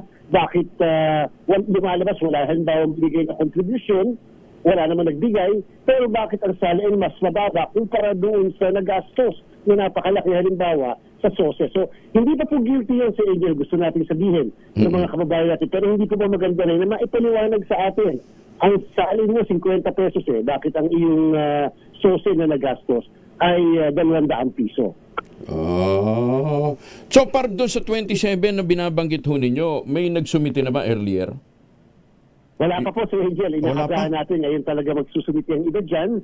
At yung iba naman naunawaan natin, minsan kasi yung aming mga liham, sulat o yung show cause orders ay amin po kasi naiko sa koreo natin na padaan yan and maaaring late nilang natanggap. So maaaring makatanggap tayo ngayong araw na to na magpapa-extend ng kanilang pagsagot. So naunawaan natin yon. Pero siyempre doon sa na may ebidensya naman tayo nakatanggap, dapat ngayong araw na to makapagsumiti sila personal man o sa pamamagitan ng kanilang mga abogado sa COMELEC ng kanilang mga paliwanag. Kailangan ng consent ng kanilang pinagbigyan na magsusumiti sila ng ganyang report? Ay, opo. Kaya kinakailangan po yung nagbigay mismo sa Angel na contractor halimbawa, organisasyon o tao, pag po tayo nagbibigay, pinapipila po tayo ng form ng kandidato dapat, ang tawag natin din ay affidavit of donation contribution upang yung mismong binigay niya na andun naka-reflect at the same time yung tumanggap sa Angel na kandidato, partido politikal, ay pipirma din doon bilang tinatawag na acceptance. Wala po itong pinagkaiba kapag po tayo nakakatanggap ng donasyon. Pagka po may donasyon, meron po tayong tinatawag na donation at pagkatapos merong acceptance ng mismong binigyan ng donasyon. Alam nyo, Chairman, pagka pala talaga ipinatupad natin yung mga panuntunan na yan, mababawasan natin ang vote buying, mababawasan natin ang tawag dito, iba't ibang uri ng pandaraya. Kaya naman sila lumalakas ang loob ng iba kasi yung itatapon nilang pera, hindi naman pala sa bulsa nilang galing Di ba? Nanggaling pala sa mga kontrakt. Importante po talaga, Kuya, Sir Angel, ang importante po talaga din dito ay yung iba natin mga kababayan na nakalathala naman po yung SOSE sa ating po website. Ito po ginawa na natin talaga mula nitong 2025. Maganda po ay makita niyo pong mabuti o tingnan niyo rin mabuti, salain niyo yung mga dinideklara kasi kung ikaw man yung nagbigay, ikaw ay isang contributor, hindi ka ni-reflect, may magtatampo ka rin. Bakit hindi mo ko binilalagay dyan samantalang gusto ko ako yung medyo na ipapahayag na ako yung nagbigay sa iyo. O kaya naman, ay ikaw yung nagbigay pero maliit ang naka-reflect. Bakit naman ganun? Bakit naman maliit? O kaya bakit naman sobrang laki ng diniklara mo sa akin? O kaya naman, hindi ka naman talaga nagbigay, nilagay ang pangalan mo doon sa mismong SOSE. O kaya naman, alam niyo naman gumamit ito ng ng limpak-limpak na salapi ng araw ng kampanyahan bakit wala man lang naka-reflect na say nagrenta ng helicopter, nagrenta ng mga para lang dito sa programa, bakit wala dyan sa kanyang SOSE? Maganda ito, Chairman, Kasi at least once and for all, meron hong naninindigan ito. Kasi mantakin ho ninyo, Pag nag-submit sila ng SALN, ang net worth nila nasa mga 10 million, 8 million, ganun lang, Pero pagka panahon ng kampanya, akala mo may balon ng pera kung magwaldas, di ba? Oh, yun pala. Wala nare-reflect. Oo. Nare-reflect si Angel na may nagbigay, may nag-donate na contributor sa kanila. So saan kinuha? Di dapat pagka po walang nakareflect na may nagbigay, ibig sabihin yung personal fund ang pinaggamitan. Kung personal fund ang pinaggamitan, ang pinagkuhanan, bakit gano'n? Samantalang ang diniklarang asset lamang o kaya income o kaya yung kanyang net worth ay ganito lamang. So saan kinuha? Oh, naku, maganda ito, Chairman. Pero yung report ng 27, ipapublic nyo yun? Opo, atin pong gagawin po, isa sa publiko rin po yan. Pero at the same time po, Sir Angel, after po kasing pagsagot nitong 27 na contractors, ang sunod na po nito ay amin na po i-issue naman yung show cause orders para naman po sa mga kandidato na nakatanggap mula dito sa mga contractors na ito. Naku, baka mamaya hindi na magulat bigla. Hoy, bakit sila may contribution na ganun? Kasi hindi niya pala ni-report sa sosi niya. Magkakabuking ngayon yun. Magkakabukingan ngayon, Chairman. Abangan namin yung report, Chairman, ha? Thank you. Ay, teka nga pala. Chairman. Salamat din. Particular na kaso ni Senator Marcoleta, nag-announce siya na sinabi niya hindi niya sinama talaga yung ibang mga contributor dahil ayaw nila. Ano? Bawal pa rin na yun? Alam niyo po yun po ang kadahilanan kung bakit tayo nag-i-issue po ng show cause order sa kanya po upang kahit paano meron siyang paraan para maipaliwanag officially kahit sa commission elections. Yung nga po yung sinasabi natin, hindi porket pinagpapaliwanag, guilty na, hindi po. Maganda po meron din venue para meron paliwanagan, makita natin yung mga dokumento at anong kadahilanan kung bakit meron daw po hindi pagdideklara ng mga nagbigay. Ayun, baka siya pwede niya sabihin kwento-kwento ko lang yun gawa-gawa ko lang naman yun. Anyway, iba yung usapan, iba yung nasa dokumento. Chairman, thank you for joining us. Magandang umaga po. Salamat. Salamat po. Ingat po. Si Chairman George Garcia ng Commission on Elections. Maganda umaga, Pilipinas! Ay, doon na sa mga may lakad, 5:16 ang oras sa buong kapuluan. Magbaon ng proteksyon laban sa mikrobyo. May dalawang formulation ng family alcohol na pwede nating pagpilian. Yung family 70% isopropyl alcohol, especially prepared for clinics, hospital, pharmacies, laboratories, pero okay na okay din po yan sa mga households. Very effective yan sa disinfection at sterilization. Ganyan na bagsik ng family 70% isopropyl alcohol. Maghapon man natin gamitin, no problem. Hindi po manuno yung ating mga kamay dahil meron po itong moisturizer. Yun namang mabangong family rubbing compound improvement cologne. Yun po yung mabangong isopropyl alcohol na ginagamit po ng mga masahista, mga barbero, mga doktor, mga nurse, mga kabadrona for sponge beating and other cleansing purposes. Family rubbing alcohol parang DCRH buk na sa mahabang panahon. Mabibili sa namang butik at convenience stores nationwide. Family rubbing alcohol, hindi lang pampamilya, pang sports pa. Bagong balita, bagong impormasyon. Kasama si Kuya Angelo Palmones. Magandang umaga, Pilipinas! Ano yung tinatawag na popcorn lungs? Meron pala ganun, popcorn lungs. Ano, ha? Ang alam ko, pagka nanonood ka lang ng sine, may kasama sa binayaran mo yung popcorn. Ano, ha? Kasama ho natin, hindi mo mahilig manood ng sine, lalong hindi mahilig sa popcorn. Ayan, ha? Mahilig hong magserbisyo publiko. Si Attorney Ran Mendoza. Attorney Ran, magandang umaga, ha? Parang kandidato ka, Attorney Ran. How are you, Attorney Ran? Ay, teka. Ayun, walang audio natin. Ayan, oo. Good morning, Attorney Ran. Wala kang audio kanina good morning, Kong. Oo, ngayon nangangampanya tayo para palitan natin yung masasakit na ulong mga politicians natin dyan. Oo. Ay, bigyan mo sila. Turo mo sa kanila yung sikreto para kahit na, na stress sila, ha? Looking young pa rin, parang ikaw, ha? Anong secret of youth, Attorney Ran? Ayan, unang-una, dapat maganda tulog natin. Pwede dyan, para makatulog ka, para youthful ka, dapat malinis konsensya natin. Kung kasi nakikinig ako sa'yo kanina, syempre mahirap matulog kung mabigat ang konsensya natin. No? Wala namang konsensya, no? Attorney Ran, wala namang konsensya yung karamihan ng mga yun. Ako sa bagay, tulog pa din, walang effect. No? Teka muna. Kasi dito sa doon sa mga research na ginawa ko, may binabanggit na na popcorn lungs. Ano yung popcorn lungs? Yung popcorn lungs, Kong, medyo seryoso siya na lung disease. 'Di ba pag tayo nagsusmoke, ang nangyayari kasi pwede yung mga smallest na tinatawag nating airway sa lungs natin nadadamage yan. Pag nag-i-inhale tayo ng mga toxic substances. May tinatawag tayong isang particular na ingredient ginagamit to sa mga e-cigarettes called diacetyl. Kaya siya tinatawag na popcorn lang kasi itong diacetyl ginagamit to in butter-flavored microwave popcorn. Kaya siya popcorn kasi ang amoy nito para siyang butter-flavored pag ni-microwave mo yung popcorn. Pero nagkukos ito ng damage dun sa lungs natin. Ang epekto nito, dry cough, shortness of breath, and wheezing. Ang nakakalungkot dito, Doc, pag nangyari na to, walang gamot, condition is irreversible, and pwede pa itong lumala. So ito ay isang epekto ng pag-i-cigarette. Irreversible? Wala naman yan. Sa ano, di ba, sa sigarilyo na nakalagay lang, smoking is dangerous to health. Sa vape ba meron yan? Wala man. Ito epekto talaga ito ng vape, no? For both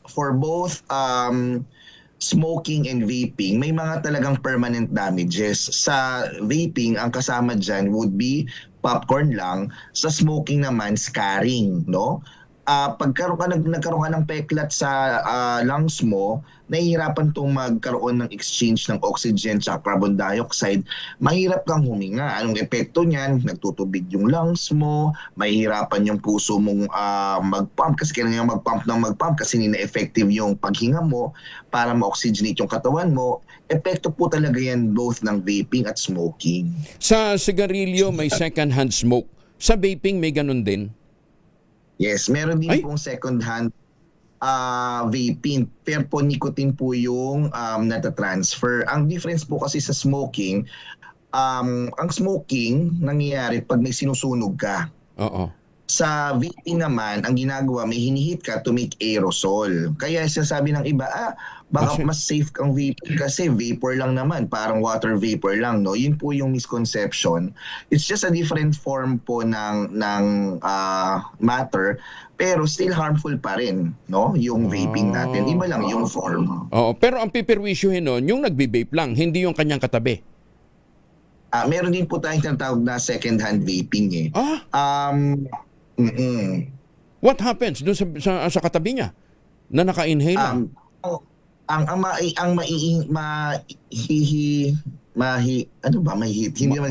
Malalanghap. Amoy or at least malalanghap.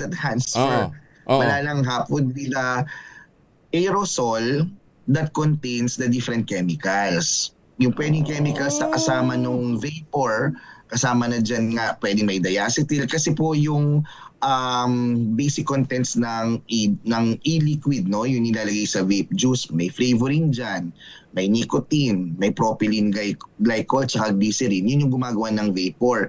Kaya lang, yung ibang e-liquids or e-juice, may dinadagdag dyan ng mga iba pang chemical like acetaldehyde, formaldehyde para yung amoy.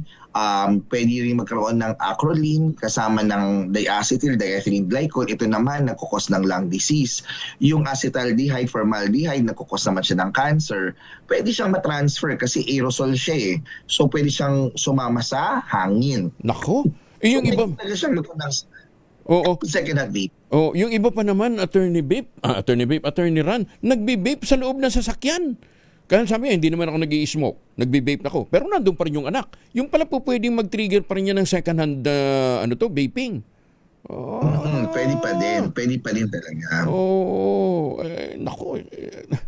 Doon ho sa mga nag-i-smoke, tsaka doon sa mga nag-i-smoke.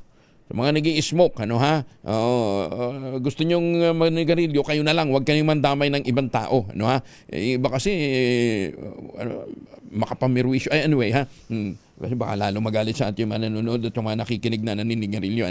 Anyway, kung halimbawa nakapag-decide ka, nagbe-vape ka natin, naninigarilyo ka, yung bang pagbubush ng immune system will help? Attorney Ran? Okay. Kung ang epekto kasi ng smoking tsaka vaping, lagi niyang ini-inflame yung katawan natin, and the consistent inflammation sa katawan natin, pinapababa niya yung ating immune system. So anong pwedeng mangyari dyan? Pwede tayong magkaroon ng iba't ibang complication, no, sa ating katawan. Pwede tayong magkaroon ng iba't ibang disease, magkaroon tayo ng complications, no? Tapos pwede pang maka-epekto yan sa when our health is deteriorating due to smoking or vaping, it can also cause problems which affect our sleeping patterns. Mas maapektuhan na naman yung ating immune system. So ang maganda po sa atin is if we want to protect our health at binababa na ng smoking or vaping ang ating immune system, we might want to get help at palakasin ang ating immune system using new technologies like postbiotic para kung nag-vape ka man, although we do not recommend vaping or smoking, no, but kung tumigil ka na, palakihin yung immune system mo, di ba? Go ahead, Kong. Pag tumigil ka na sa pagbe-vape at paninigarilyo, di ba? At gusto mo i-boost yung immune system, postbiotic will help. Postbiotic tayo, Kong Angel. Kasi, ang sa atin lang, Kong, iniisipin natin bakit ba nagsusmoke or nagbe-vape ang isang tao. Commonly kasi dyan, of course, there are many other reasons. Pero yung iba dyan, gustong mag-relax, anxious, it's their way of coping, di ba? So sa atin, siguro gabayan natin sila sa healthy lifestyle, di ba? Exercise, sleeping well. If we sleep well kasi, we can manage better ang stress natin, ang anxiety natin. We are more refreshed the following day para labanan kung ano man ang emotional challenges ng araw, no? So, ang hindi po kasi alam ng nakakarami, ang immune system po natin, hindi lang siya panglaban sa sakit. An improved immune system can actually help us have a deeper sleep. Yun po yung hindi na-appreciate ng mga tao. Akala nila immune system lang. Pag maganda po ang immune system natin, ang isa pong epekto nito, pwede pong malalim yung tulog natin at pwedeng mas maging refresh tayo kahit sandali lang yung tulog natin. Nagtatanggal tayo ng kalat sa utak natin para mas maganda yung mood natin the following day. So importante po talaga na i-improve ang immune system not only because it fights illness, infection, but dahil din nakaka-epekto ito sa malalim na pagtulog natin. No? Yan po yung epekto ng postbiotic din sa atin. Pini-improve yung immune system, ang magandang side effect niyan, ang lalim ng tulog mo, yan po yung binibigay ni Ultabio. Okay. Basta, Attorney Ran, tuloy nyo lang yung inyong advocacy na ma-educate ang ating mga kababayan sa perwisyo, hindi lamang ng paninigarilyo, kundi pati na ng vaping. Mabuhay ang grupo po ninyo, Attorney Ran. Thank you for joining us this morning. Magandang umaga po. Mabuhay ka ko sa nakikinig ng DZRH this morning. Ayan. Stay young and handsome lagi, Attorney Ran. Thank you. Magandang umaga po. Magandang umaga, Pilipinas! Yung sa nag-text sa akin, kung binata pa ba si Attorney Ran, tanungin nyo na lang siya. Naman, gusto nyo pa, talaga ideklara. No, ha? 5:27 ang oras sa buong kapuluan. Sandali lamang. Flash Report. 4:37 kanina, nagkaroon po ng magnitude 5.0 na lindol sa Baler, Aurora. Antabayanan po ninyo ang mga detalye. Magandang umaga, Pilipinas! Tumutok sa DZRH at manalo ng instant 1,000 pesos sa Pasko Panalo Malakas Promo kasama ang Pride Detergent. Ang tropa ni Sherwin Alparo ay nasa barangay San Roque, Cainta, Rizal. Ay, Yorme Monilagan, Yusek, kumusta ka na, ha? Sa ang grupo po ni na Sherwin Alparo ay nandyan sa barangay San Roque, Cainta, Rizal. Ito naman ang ating word of the day.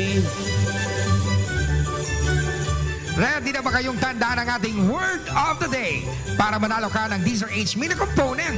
Eto na! Nako, hirap pa naman ng ating word of the day ngayong araw na ito. Pride Detergent. Ayan, ha? Pinakamainam para sa inyong mga paglalaba. Pride Detergent ang ating word of the day. Magandang umaga, Pilipinas! 28 makalipas ang alas 5. Umaga, Pilipinas! 5:35 ang oras sa buong kapuluan. Simula na ngayong araw, magkakaroon ng SMDC Good Life Expo 2025 sa SM Mall of Asia Music Hall. Starting today, ha? Magtatagal yan hanggang November 23. Pangunahan ng SM Development Corporation ang naturang Biggins Lifestyle at Property Showcase kung saan magsasama-sama ang mga home buyer, mga investor at mga lifestyle enthusiasts. Tampok din sa Expo ang exclusive property deals at on-the-spot home loan pre-qualification mula sa BDO at China Bank. Kasama rin sa programa ang curated home styling packages mula sa mga partner ng SMDC sa home furnishing, interactive augmented reality setup para makita din ng mga bisita ang magiging itsura ng kanilang future home, lambots at team photo areas. At iba pang mga laro kung saan pwedeng manalo ng mga papremyo gaya ng limited edition Good Life Expo merchandise at mga SM gift certificate. Magpe-perform din mamaya ang singer na si Martin Rivera, bandang Ilaw sa Sabado at Hail sa Linggo. Samantala, hinimok naman ni Senate President Vicente Soto III ng Department of Interior and Local Government sa pagdinig ng budget nito. Tugunan ang umano'y pang-aabuso sa paggamit ng convoy ng ilang mga opisyal ng pamahalaan habang araw-araw nagtitiis sa trapiko ang mga mamamayan. Para sa Police Security and Protection Group ng Philippine National Police, iminungkahi ni Senator Soto na dumaan sa tamang orientation ng mga personnel na humahawak ng convoy upang matiyak ang maayos na asal at paggalang sa mga kapwa motorista. Sinabi po ni Tito Sen, may request na gawin daw pong regular ang mga lecture, mga reminder at workshop para maging magalang, may proper decorum at respeto ang mga tauhan ng mga Hawi Boys. Yan ha, yung mga gumagabay doon sa mga convoy, ano ha? Pero dapat talaga, di ba, dami. Si Tito Sen yata hindi na gumagamit ng escort, ano ha? Sinabi pa nito na may ilan pang mga personnel ang agresibong nangahawi ng daan na nagdudulot ng pagkainis ng mga motorista. Yung mga motorista, yun po yung taxpayer. Tuga naman ng DILG budget sponsor na si Senator J.B. Ejercito, may ginagawa ng ahensya upang maresolba ang issue. Kabilang sa siyam na opisyal na pinapayagang gumamit ng special plates at may karapatang magkaroon ng convoy ay ang Pangulo, Pangalawang Pangulo, Senate President, Speaker of the House of Representatives, Chief Justice, Supreme Court at iba pa. Pero binigyan din pa ni Soto o ni Senator JB, si Tito Sen mismo hindi gumagamit ng convoy. Kaya naniniwala siyang ito ay madalas ding nabibiktima. Magandang umaga, Pilipinas! Tumutok sa DZRH at manalo ng instant 1,000 pesos sa Pasko Panalo Malakas Promo. Kasama ang Pride Detergent. May huli na kaagad ha.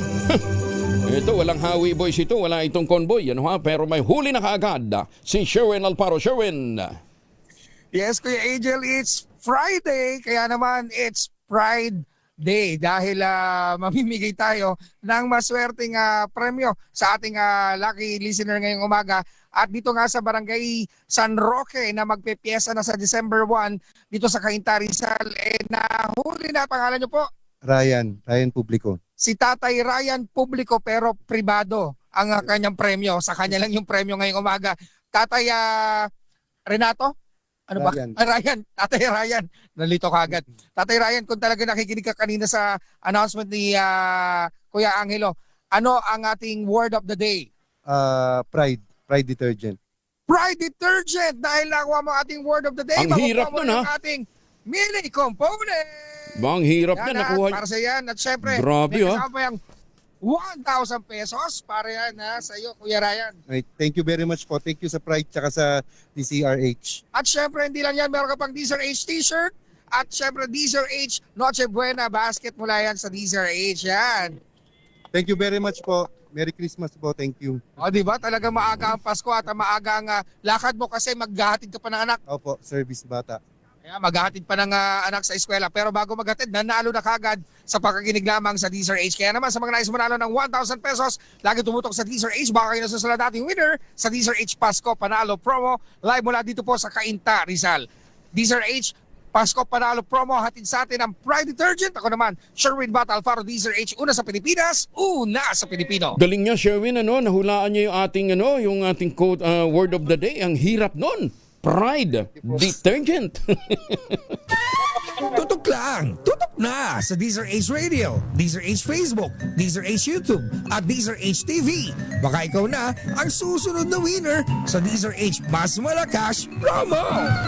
At doon sa mga kababayan nating pauwi ng Pilipinas, huwag nang magpasalubong na imported na tsokolate. Meron po tayong tangerine chocolate. Yan po ang brand ng mga magniniyog ng mga magsasaka dyan po sa lalawigan ng Quezon. Sa tulong nga po ni Dr. Helen Tan, yung po mga planting material na kakao galing Davao, hinakot po yan, itinanim sa ilalim po ng mga nyugan. Kaya ngayon ay nagpuproduce na ho sila ng dekalidad na kakao beans. Pinoprocess para maging tangerine chocolate. Available sa 0919-095-5935. May mahigit 10 variants po ang tangerine chocolate na mga raw material. Galing din po sa ani ng mga magsasaka. Sabi nga po ni Dr. Helen Tan, i-check nyo sa tuwi-tuwi na yung tangerinechocolate.ph para nandun din ho yung mga anunsyo nila, mga pagbabago, mga dagdag na mga variants. Ang mga raw material ng mga variants na yan ay galing din po sa ani ng mga magsasaka. Kaya sabi po ni Dr. Helen Tan, kapag tinatangkilik natin ang tangerine chocolate, pinalalakas natin ang loob ng ating mga magsasaka, pinalalakas din natin ang ating lokal na ekonomiya.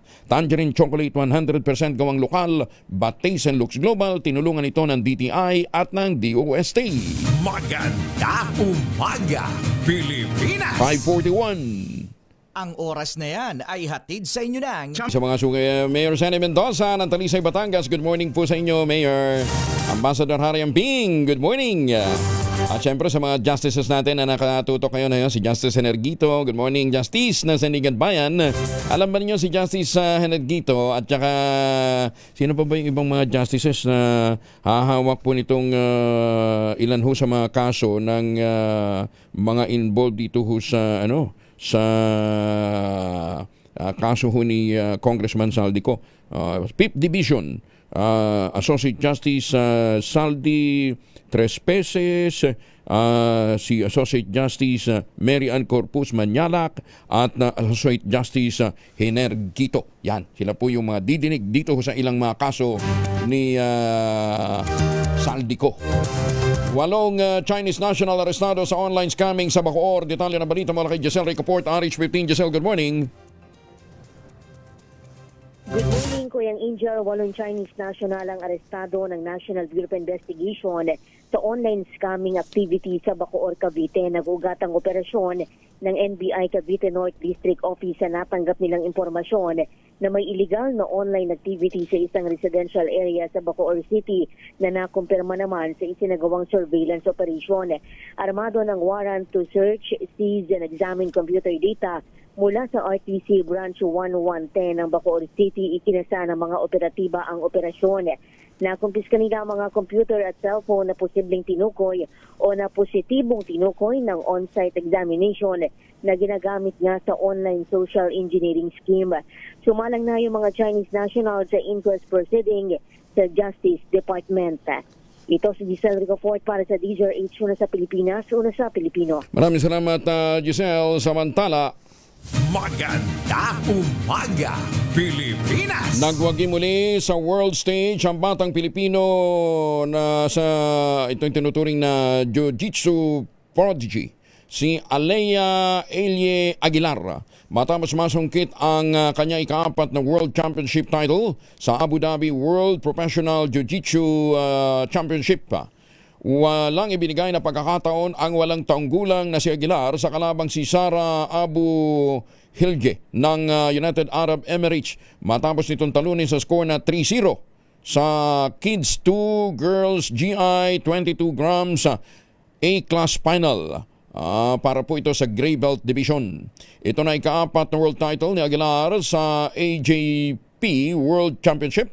Isa sa pinakamalaking pandaigdigang kompetisyon sa Jiu-Jitsu na taunang nagaganap naman sa Abu Dhabi. Kitang cute ng bata. Ayon kay Aguilar, ang focus at presensya at sa ensayo ang naging susi ng kanyang tagumpay, lalo't nananatili siyang undefeated ngayong taon.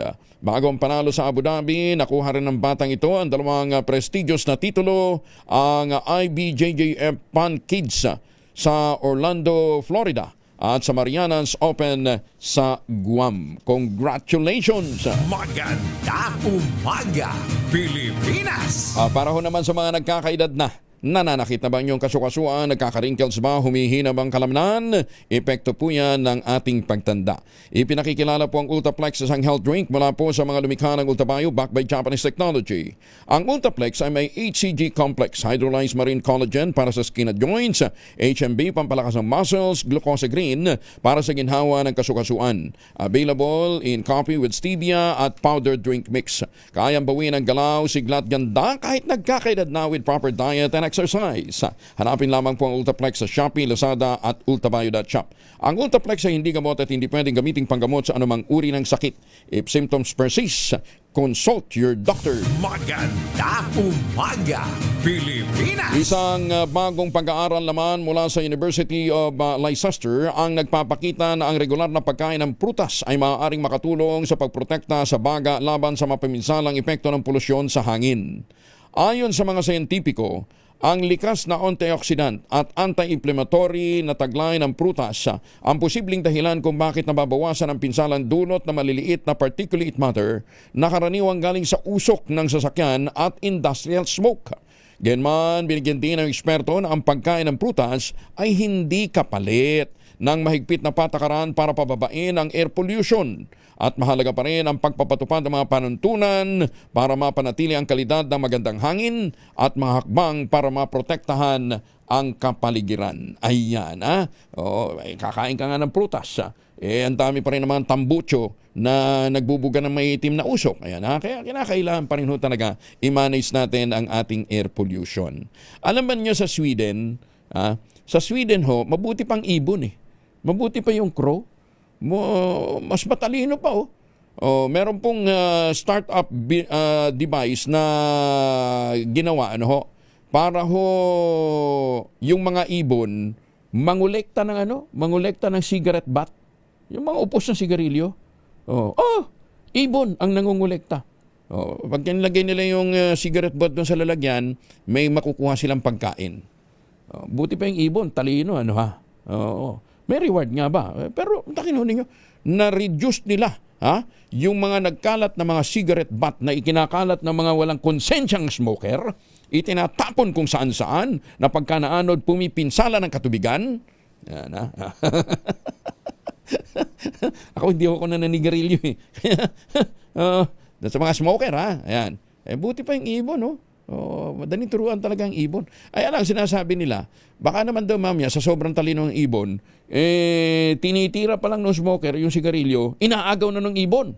Mas maganda yun. Magandang umaga, Pilipinas! Ililigtas kayo ng ibon mula sa lung cancer, di ba? 9 na minuto na lamang, ACS na umaga. Number 1. Sa alas 5 na umaga, Mahiwagang Tunog. 14,000 ang naghihintay na premyo sa ating Mahiwagang Tunog.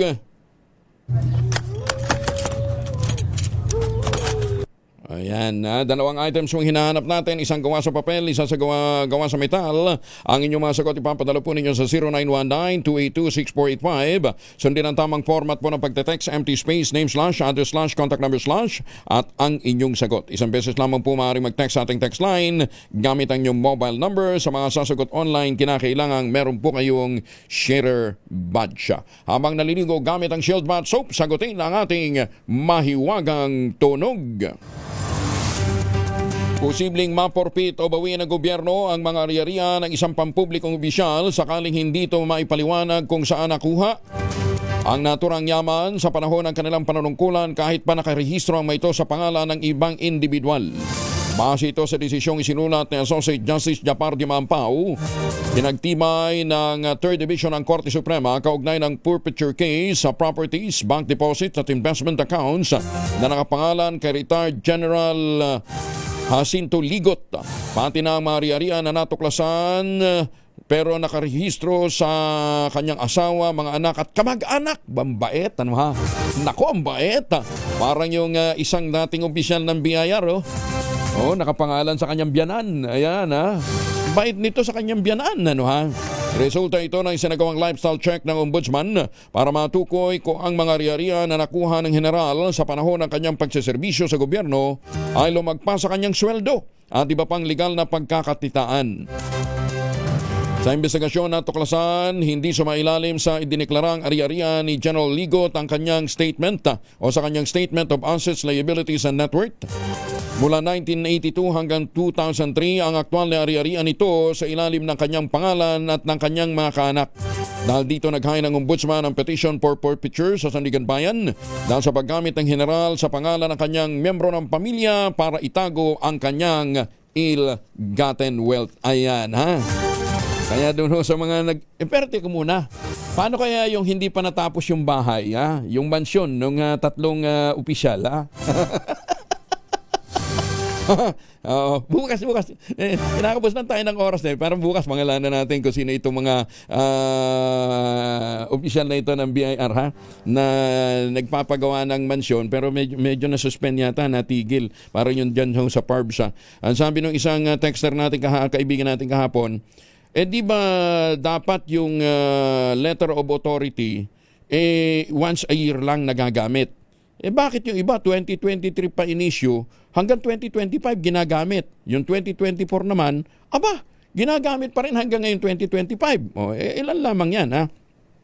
Ito pa. Sabi naman ng isang kaibigan nating mayor, sabi niya, bakit LOA lang sinipilip? Dito ho sa amin, ultimo yung LGU, malupit maningil. Sabi, magandang umaga po kay Mayor Elgin Malaluan. Hindi naman regalo ang hinihingi ng iba, kundi persahan dahil sa LOA. May mga kota-kota din daw. Ay, sus me. Dapat ito masilip din ho talaga, ha? Umaga, Pilipinas! Publiko hinikayat ng DSWD na mag-donate lamang sa mga lehitimong organisasyon sa bansa. Detalye ng balita mula kay Bal Gonzales sa RH5. Bal, good morning! Good morning, Kuya Angel. Kasabay ng kaliwat kanang solicitation ngayong panahon ng Kapaskuhan ay inilabas ng DSWD ang listahan ng mga ahensya o organisasyon na mayroong legal na public solicitation permit. Ayon sa ahensya, mahalagang mag-donate lamang sa mga organisasyon na mayroong valid permito pang matiyak na makararating ang tulong sa mga tunay na nangangailangan. Ang DSWD nagbigay ng paalala sa publiko na i-verify muna ang mga organisasyon bago mag-donate. Sa abiso ng DSWD ay makikita ang listahan ng mga lehitimong organisasyon sa kanilang website kung saan nakasaad ang mga detalye ng mga ahensya o organisasyon na mayroong public solicitation permit. Hinikayat din ng DSWD ang mga organisasyon na mag-apply para sa public solicitation permit sa pamamagitan ng DSWD Health Portal. Sa ganitong paraan nila ay masisigurong kaligtasan at katapatan ng mga donasyon na ibibigay ng publiko. Ang paalalang ito ay bahagi ng pagsisikap ng DSWD na protektahan ang mga mamamayan mula sa mga scammer at matiyak na makararating ang tulong sa mga tunay na nangangailangan. Ako si Bal Gonzales, DZRH, una sa Pilipinas, una sa Pilipino. Salamat, Bal. May update naman si Grace Ansano sa lindol na naramdaman kanina dyan po sa San Luis, Aurora. RH25, Grace, good morning. Good morning, Angel. Naramdaman. Itong lindol na yunamig sa bahagi ng Aurora at ilang mga karatig lalawigan sa Central Luzon. Yunamig sa bahagi ng Aurora at ito ng magnitude 5.0 na lindol kaninang 4:37 ng umaga. Karamihan sa nakaramdam ay ang mga gising ng mga residente, ang mga nasa pamilihang bayan na abangan sa paghahanda ng kanilang mga paninda. Ang pag-yanig na ito ay muling nakapag-pagising sa kanilang mga takot.